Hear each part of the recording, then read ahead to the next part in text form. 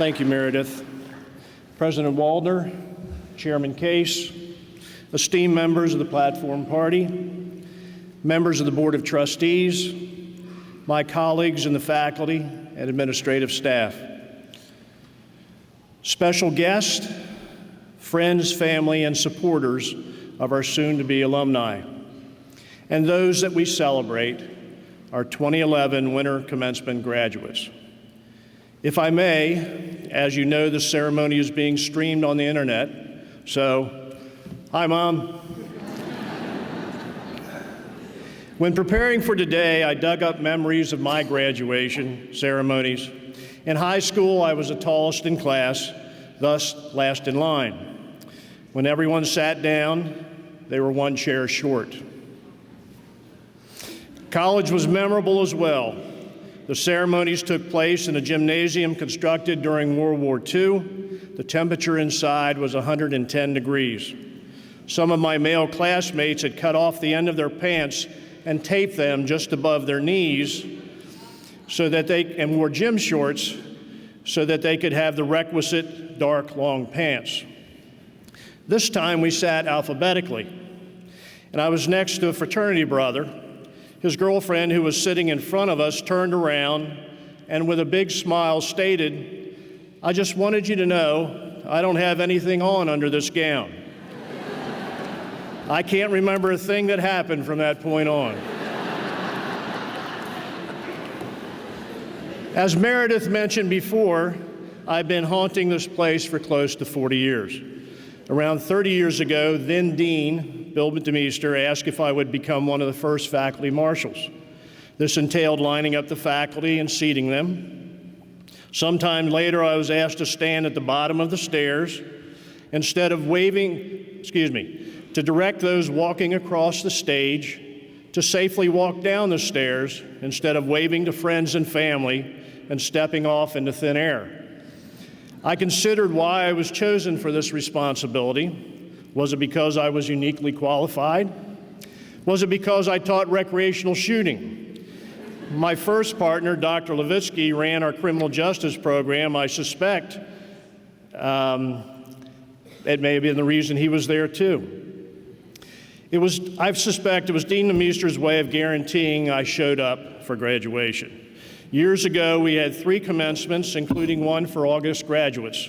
I would guess I've been present for about 80 of these graduations. It looks as though, at long last, I will finally get to graduate this spring. The winter ceremony has always, to me, been different than the traditional May graduation. I will wonder again when the newly appointed graduates walk across the stage today, what are your stories? We heard earlier Meredith's story of courage and perseverance, and we applaud her for her determination. I'm sure some have gutted it out and completed their degree a semester early. Others have struggled academically, but hung in there to complete their degree. Dual major, change of major, financial or medical problems, working to save money first, and matriculating in the spring semester. All of you have a story. And more importantly, you're here today to celebrate and commence the next chapter in your life. When I started at York College, they had just bid farewell to their first 4-year degree graduates. There were 1,704 full-time students, 1,171 part-time students, and 531 resident students. Comparing that with this fall, there are currently 4,669 full-time students, 696 part-time students, and 2,566 resident students. There was a Gym A and a newer Gym B, a library, a student union, an administration building, a maintenance building, 4 dorms, and Campbell Hall for classrooms. The physical plant, that's all buildings, land, and improvements, in 1972 was valued at $8 million. Today, the value is $229 million.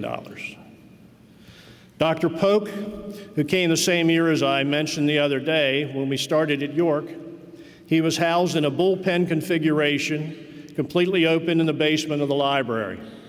I was lucky being the aquatics director, swim coach, and swimming instructor, I had my own office with a water view. However, the choir and band practiced across the hallway. The next year, the life science building was constructed with an empty third floor, ever in case, in the future, we needed the space. Go figure. Over the next 16 to 17 years, York Country Day and Country Club apartments were acquired, and at least 5 buildings were extended 50 feet. As I mentioned before, the college had a large number of commuter and part-time, non-traditional students, and a good deal of their resources were extended to them. I must comment, however, that some of the concerts included Harry Chapin, Billy Joel, Bruce Springsteen, Peter, Paul and Mary, and Peter Frampton. We seemed to book them just before they got big. I've worked with 3 presidents in my tenure at York. I've always thought they were here at the right time for the continued growth and well-being of this institution. I started working with Dr. Waldner when I was chair of the Faculty Benefits Committee. At our first meeting, I explained the way new benefits or enhancements historically worked was the committee on an annual basis presented them to the college president, and after an appropriate time, and if they stuck to the wall, they may be granted. Dr. Waldner asked to see my list. There were more than 10 issues which were all resolved by year's end. Tuition exchange being one that was horribly broken. We could send no one out because no dependents were coming here for us to obtain credits. After asking for 3 board scholarships, that's free food, from our food service company and joining a second tuition exchange program, we were sending employee dependents to other colleges tuition-free the next year. We continued to work together when I was president of the Academic Senate and for a long stretch to now as chair of the Strategic Long-Range Planning Committee for the college. Dr. Waldner's vision was to mold a great college into an even better full-service residential college with the appropriate facilities and programs. He would do this not as a man on a mountain, that's a business management term, but through a strategic planning process, which we all were invited to participate in, a collegial process to reach a consensus on moving the college forward. I have a good friend, a retired colleague, Dr. Brian Glandon, who lamented to me one day, as far as my kids go, doesn't matter what I say, I'm considered ill-informed. However, if someone next door says the same thing, they're really smart. And if someone a block away, they're a darn expert. Many businesses, colleges, and universities take that as standard operating procedure. I'm happy to say I'm employed where the administration looks internally first for answers and expertise.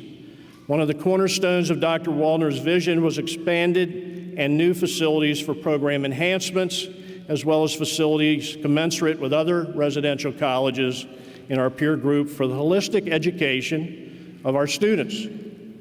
The first new building on campus in over 19 years was a music, art, and communication building.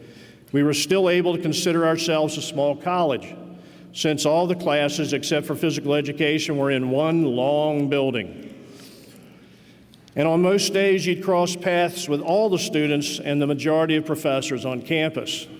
To prove my previous point regarding internal expertise, it was evident that athletics, at the time 19 sports, physical education, fitness, and campus recreation, we had none, needed new facilities. I had helped create a new major in sport management, as you heard before, and taught a course which included facility design and construction. I took a sabbatical exercising due diligence on behalf of the college, visiting more than 50 award-winning facilities. Some of the trustees and administrators with us today visited some of those exemplary facilities and supported this move forward. You are sitting in this beautiful and functional building because of the collegial efforts of many, under the leadership of a president who is an extremely effective planner. We don't have time to relate stories of the unprecedented building that has occurred over the last 20 years. Suffice to say, it was well thought out and necessary to continue the college's growth.